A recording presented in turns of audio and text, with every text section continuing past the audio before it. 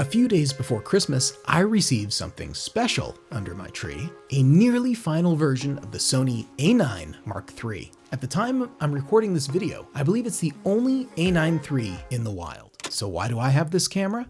I'm flying from Portland, Oregon to Nashville, Tennessee to put the camera in the hands of this man, Brian Murray of Dynacam.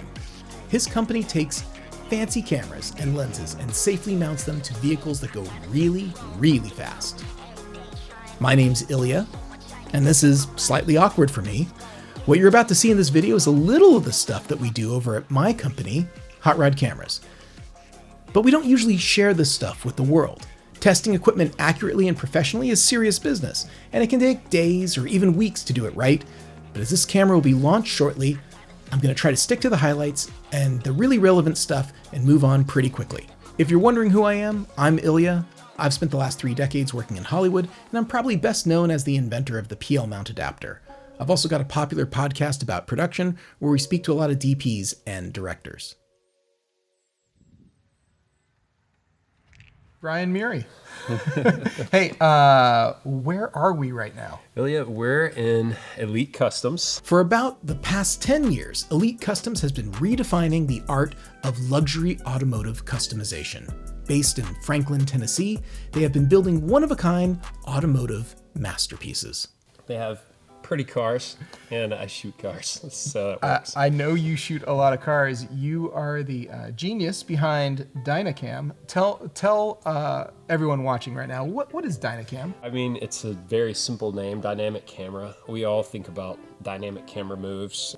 It's cinematography for action, pursuit, chase sequences, or television series, feature films, all of the above? We've been able to just pursue cinematography in a different way, and cameras have improved, things have gotten smaller. When the A9 III came out, it caught my eye as a global shutter full frame. Most cinema cameras today use a rolling shutter. Now, some are faster than others, and the ones that are really fast have very few artifacts.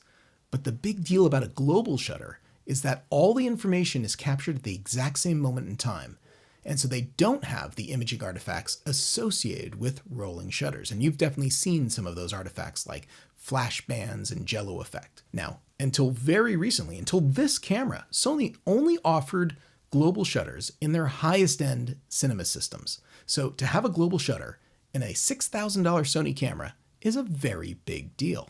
There are some jobs that are Sony only jobs. Right. And look, I know you to be extremely camera agnostic. I know you to shoot with Panasonic and Sony and Canon, a lot of Canon and a lot of Red. So, so this camera coming into your workflow then opens up another avenue then? When I saw that the A9 III has a global shutter in full frame, my mind just went wild. Part of the issue is I shoot on Red for a lot of our work, and Canon for our, handheld and regular camera work. But there's jobs that don't choose the Red. So before we could get into testing the A9 III, we needed some accessories to use it properly. Brian and I went to go see Doug Bates, who runs a very cool local rental house in Nashville called DBV Rentals. Doug was nice enough to hook up Dynacam with an ingenue zoom lens, and we did some basic testing in his shop. Granted, a global shutter usually would have some sort of drawback, like a decrease in dynamic range. We haven't done any scientific testing yet, but just anecdotally, looking at the images, was there anything to you that made this seem like it wasn't at least on par with an FX3? It looked to be on par with the FX3. I didn't see, when we had it side by side today, I didn't see anything that made me think, oh, I can't use that. It didn't jump out to me either on the high end or the low end. So I'm going to try and go do some more testing with this just to actually quantify it. But if we're not able to visually see it, I'm feeling like that it's going to have to be close enough for government use. It's going to be close enough that it's going to, I don't think there's a sacrifice. This camera does external RAW recording as well, which we didn't play with yesterday. In fact, I think this is the first camera with internal recording in the way that we were using it. It says it's recording. Okay. All right, here it is.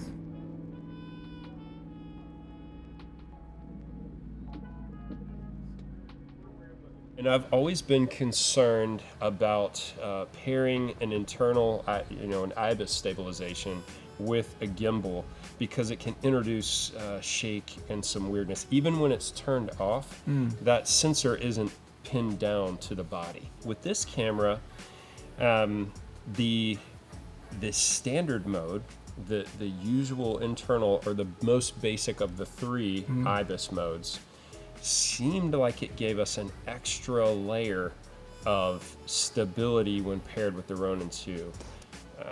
It was really smooth. Pretty impressive. Yeah. That was I mean, to multiply our stabilization on a system that's pretty stable already, but we have some given bumps and jarring. It seemed to eliminate some of the more problematic moments. I was really impressed too, and I know this is even newer than the A7S III sort of generation, which they claimed 5.5 stops of stabilization. This has 8 stops of stabilization, and it was damn impressive. Yeah. It looked to me like it was inside of some sort of very expensive system, like a shot over, or like some sort of other gyro stabilizer that had been purpose built for it. We learned a couple other things. So we shot some 120 frames per second, and definitely when we looked at the footage on a gigantic 30-foot LED wall after the fact, you could see that when we did the 120 4K, it definitely didn't quite have the same image fidelity as these standard grill. They're a little bit there. That being said, I think most people are probably not looking at it on such a big screen, or probably using it for very long takes. We recorded for minutes like that and going through it, and we're really able to pixel peep, as they say. It's wild. I want to look at my footage on a 30-foot 4K screen every time. I've learned so much. With the 422 internal 10-bit, looks great. It's really good. Solid. I don't see any reason why someone couldn't swap this into any sort of workflow they're using right now with other cameras that are similarly priced. So this is a pretty cool tool. We interrupt this video to bring you a word from our sponsor, Hot Rod Cameras. Hey, don't forget that Hot Rod sells all major camera brands. Get expert help by calling or emailing today, or click the link below. Now, back to the video.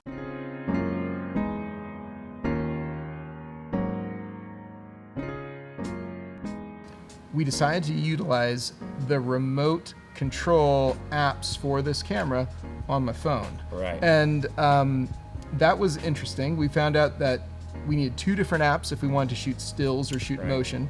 And being a hybrid camera, we decided we were going to try both.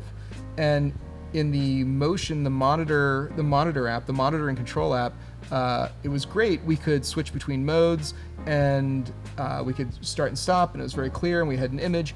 But it was only good for about 10 feet. And after about 10 feet, there was a tendency for it to disconnect. That was better than the Creator app.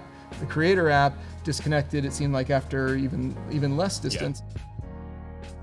We went over there today, and we were putting this camera up and shooting the wall and doing some basic tests there and looking at grayscales, and really impressive, especially considering all the other sort of Sony FX9 and other cameras that they're using for that consideration. The global shutter interfaced with the wall just fine, and there wasn't the sort of sync issues that I know sometimes it's very much a concern. Out of the box, it seemed to be working great. So the A9 III is at least on par with an FX3 for quality, plus it has a global shutter, and that's a big step up from other Sony Alpha cameras.